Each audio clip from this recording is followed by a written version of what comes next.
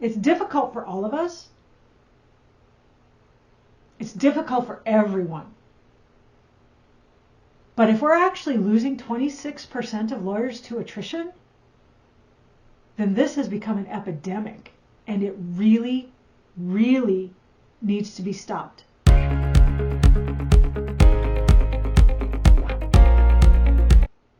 Hi, everybody, and welcome back to the Empath Leader, where we talk all things empathy and EQ, EQ being emotional intelligence. Did you know that the first article that actually talked about EQ was printed in 1990, 34 years ago, by Peter Salovey and John Mayer? We've been talking about this for 34 years, and people still haven't figured out how to make it actionable, make it usable, make it skill-based, which is why I'm here. My goal is to be able to teach this as a skill, right along with technical skills, right along with writing skills, right along with math skills. It's just as important as all of those other ones, and maybe more so, because the one thing that every organization has in common is people. Remember, this isn't just for leaders that are already at the top of their game. This is for aspiring leaders. This is for community leaders. This is for leaders of one. I'm just happy to have you here. And like I said earlier, my book pre-order is out, and the link will be down below. And I'm so excited about this. And for anybody who orders off of the Stand store, now they won't be released until September. This is a pre-order. But for anybody that orders from the Stand store instead of Amazon, you will get a discount, and I will be more than happy to autograph your copy. So let's go ahead and get started. We talked last time about some of the factors that might be contributing to the attrition in these professional fields in law and in medicine. Medicine's kind of a different thing, and we'll talk about that a little more next time. But the thing law and medicine have in common is that these are people that have a substantial investment to be able to get to where they're going in terms of testing, in terms of education, probably in terms of money, in terms of time. A lot of times marriages and relationships don't last through these kinds of long educational periods with very little money. So why would you work so hard to get into something like the legal field and then just walk away? I had a fantastic conversation with Gary Miles in The Free Lawyer, which is a podcast that if you're even interested in the legal profession, but especially if you're a lawyer, I would really encourage you to check out. And we talked about this attrition a little bit. One thing that we didn't really talk about a whole lot, but I think is important to take note of, is that a lot of these legal firms are now going to more of a business model, a profit-centered model, so that their people are getting pushed to do more billable hours, to take more cases, to work harder. Here's where I think I need to add in a quote by Patrick J. Schlitz, who was the author of On Being a Happy, Healthy, and Ethical Member of an Unhappy, Unhealthy, and Unethical Profession, specifically law. What he said was, money is at the root of virtually everything that lawyers don't like about their profession. The long hours, the commercialization, the tremendous pressure to attract and retain clients, the fiercely competitive marketplace, the lack of collegiality and loyalty among partners, the poor public image of the profession, and even the lack of civility. Almost every one of these problems would be eliminated or at least substantially reduced if lawyers were willing to make less money. So let's talk about this bottom line centered kind of focus, because what he has to say is spot on. The problem is that when you are only centered on bottom line, you will push people and push people and push people until they burn out. And at that point, they're not any good.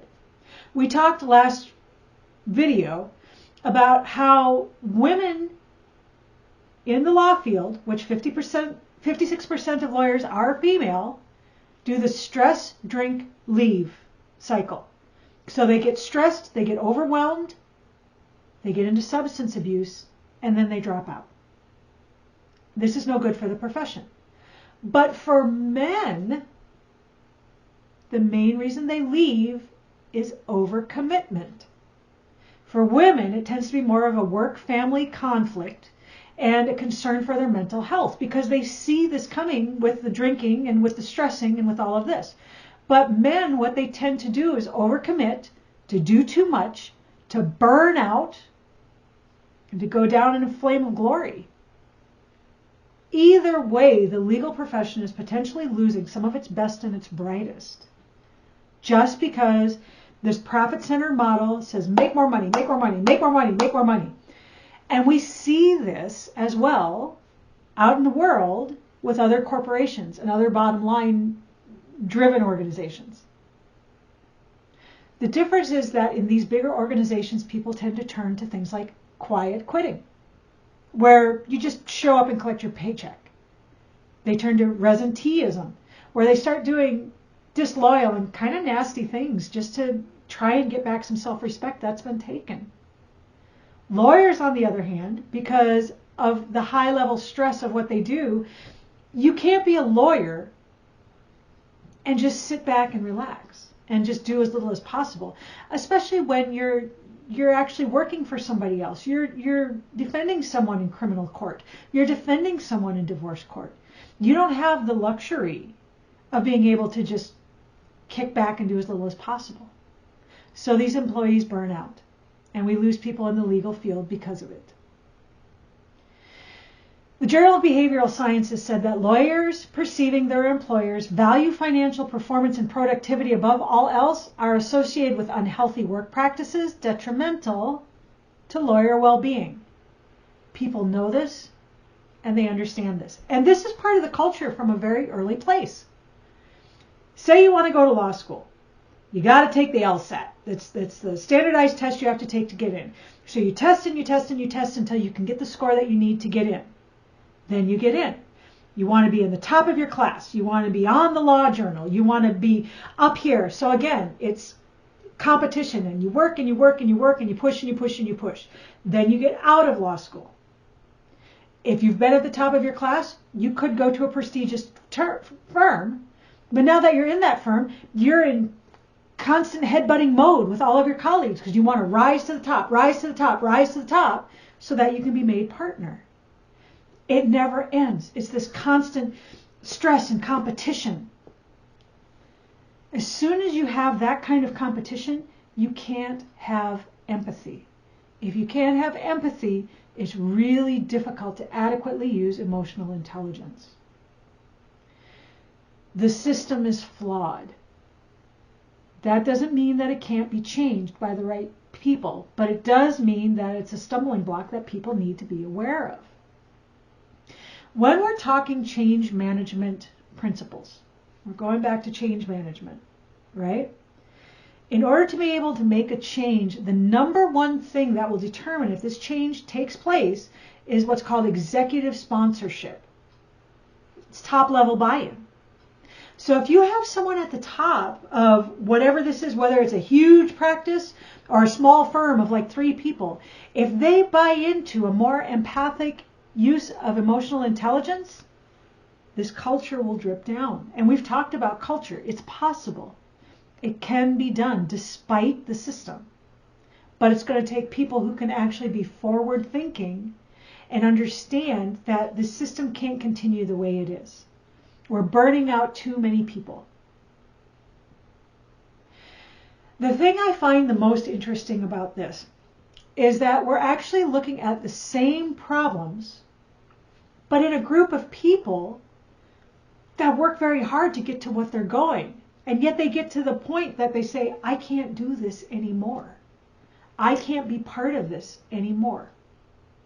Remember when we talk about emotional intelligence, that by definition, what we're talking about is the ability to perceive, express, and regulate emotions. Remember last time we talked about Abraham Maslow's hierarchy of needs and being able to self-actualize at the very top. Unfortunately, for people that are very high self-actualizing, they have trouble perceiving and regulating their own emotions. They've been working, they've been going, they've been trying, so their own emotions are foreign to them. Well, if you can't understand your own emotions, how are you going to understand somebody else's? Gary asked me a great question this morning, and it was, if there was a single thing that people were going to enact to be able to use EQ via empathy, what would it be? My response was self-reflection. And for those who have been following me for a while, you already know that I beat this drum hard. But to be able to look inside and understand what's going on, what you're feeling, what you're thinking, why it happened, what things might be triggering, where you may not be the best leader. But before that, exactly as we've said before,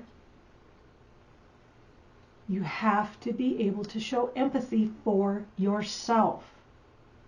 These people that are at these kinds of positions, and not only these positions, don't get me wrong, but in the legal and the medical field, they push themselves hard. They work harder, they work longer, they take on responsibility for their clients, which they shouldn't do. They want to be to the top, they want to excel, they want to achieve. And in doing that, sometimes they push themselves just as hard as they're pushing those around them without realizing it. The empathy for themselves is missing. So of course the empathy for everyone else is missing. They don't know how to do it. So the first thing you need to do, and this is for everybody, not just those in professional positions, you've got to self-reflect and you've got to figure out how to show empathy for yourself. At that point, you'll be able to show empathy for others and then tap into your emotional intelligence database. When you're in a very high stakes, high stress field, this can be difficult. It's difficult for all of us. It's difficult for everyone.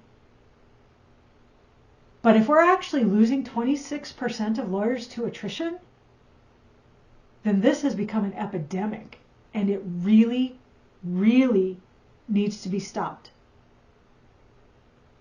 The problems with the system have got to be addressed. Next time we're going to dig in a little deeper on the medical profession, because they're also having their own set of issues. Again, I encourage you to check out The Free Lawyer with Gary Miles. It's a fantastic podcast. I mean, it was fantastic anyway. It'd be fantastic for anybody to listen to, but especially if you're in the legal field, definitely check it out, because he's really good and he wants to do the right things. And he actually put himself up as an example of someone who can learn empathy, that he needs to step back sometimes. He was talking about, working with his wife, and that sometimes he needs to be able to step back and give her empathy, because in the legal field, you're there to find answers, and that's what people expect you to do. But if you're actually progressing with empathy, you're not just there to rapid fire off answers. First, you're there to connect human to human. So obviously, if he can learn it, it's learnable. Thanks so much, everybody. Have a fantastic day, and definitely check out my other episodes. Bye for now.